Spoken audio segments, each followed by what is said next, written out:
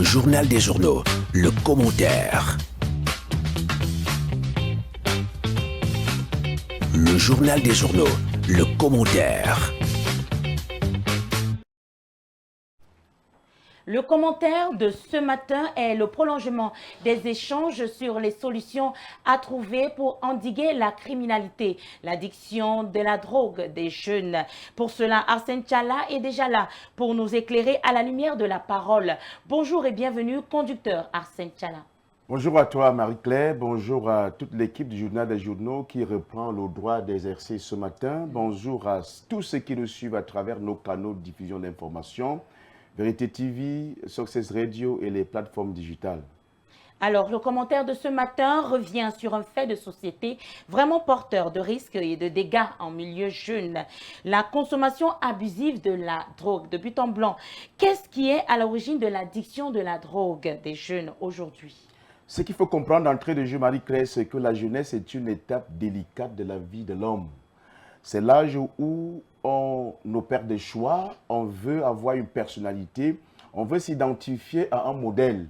Et s'il arrive par mésaventure que le modèle auquel on veut s'identifier ne soit pas un modèle exemplaire, un modèle correct, un modèle inspirant, il y a donc le risque de réaliser des expériences dangereuses comme la consommation des substances psychoactives à l'instar de la drogue. Et donc, les jeunes consomment la drogue parce qu'ils sont à la recherche des sensations fortes, du courage, d'un supplément de personnalité, d'un supplément d'âme pour s'illustrer, pour poser des actes dangereux comme bagarrer, insulter, agresser.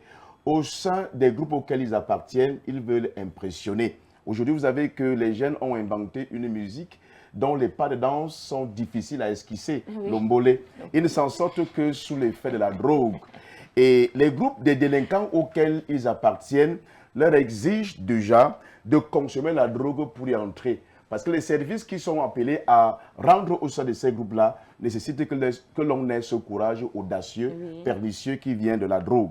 Vous avez aussi que la drogue chez les jeunes leur permet d'être délivrés du stress, de l'anxiété liée au désœuvrement et à l'oisiveté.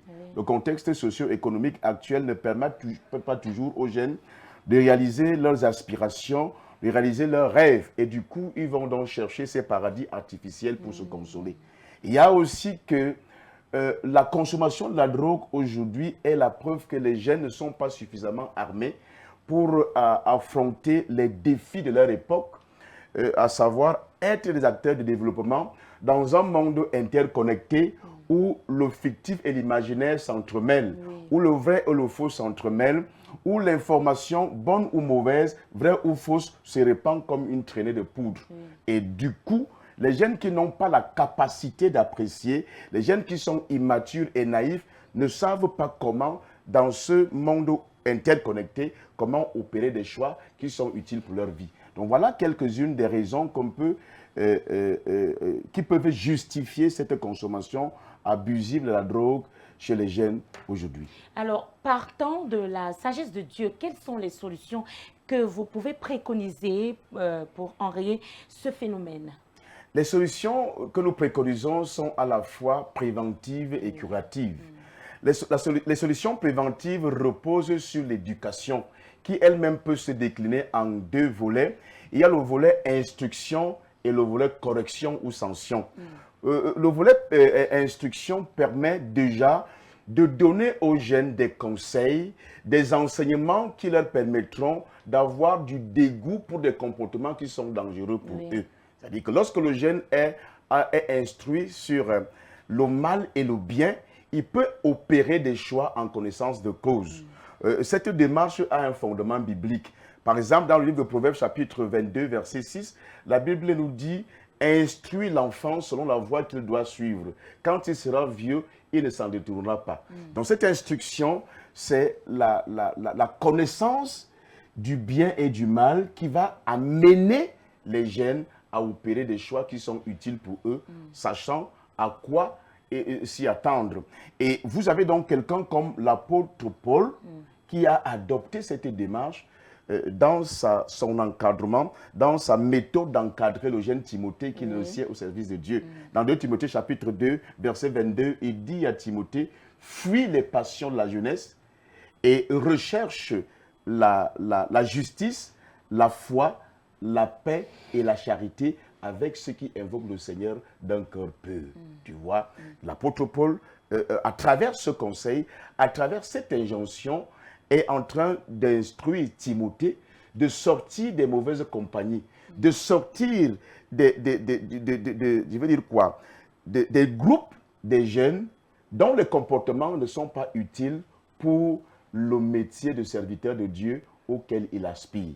Et vous voyez, cette instruction, donc, peut être d'autant plus efficace si elle est basée sur la parole de Dieu. C'est-à-dire que si on fonde cette instruction, cet enseignement à donner aux jeunes sur la parole de Dieu, on sera encore plus efficace parce que la parole de Dieu, lorsqu'on la connaît et qu'on la met en pratique, a cette particularité de nous rendre vertueux, de nous amener à éviter le mal et à pratiquer le bien. C'est-à-dire à craindre Dieu, comme on le dit dans le langage chrétien, à craindre Dieu. Et nous savons que la crainte de Dieu, c'est la reine du mal. Et donc, lorsqu'on craint Dieu, on va éviter de se faire du mal à soi-même et de faire du mal aux autres. Maintenant, lorsque cette instruction est donnée et qu'on observe des égarements, par rapport à l'instruction qui a été donnée, on va donc faire recours à la sanction, on va faire recours à la punition.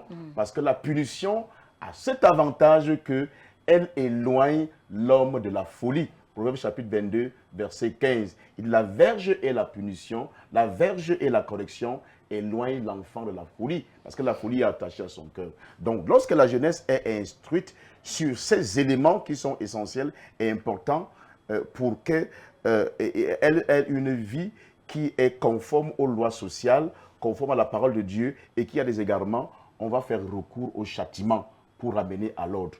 Maintenant, la solution curative, c'est elle qui intervient pour délivrer les victimes. Nous savons que la consommation de la drogue et des autres stupéfiants, c'est un péché.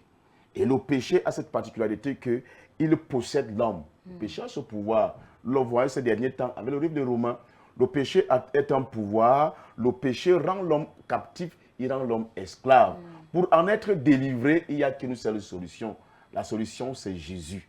Donc, les jeunes qui nous écoutent actuellement, qui sont sous l'emprise des consommations, la consommation des substances soporifiques telles que la drogue, l'alcool, ils n'ont qu'une seule solution pour en être délivrés.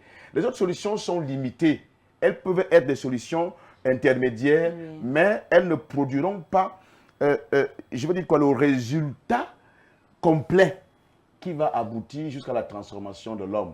Il n'y a que Jésus qui, par le don d'un cœur nouveau et par un esprit régénéré, peut détruire ce pouvoir du péché et amener les jeunes à être délivrés, adopter maintenant les comportements sains.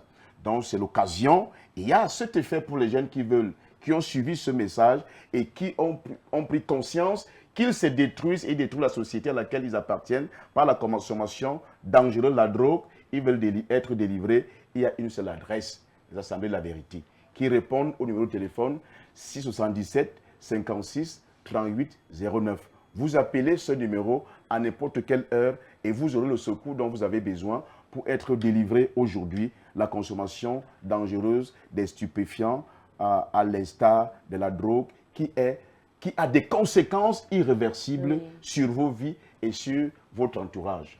Merci infiniment, Arsène. C'était vraiment instructif.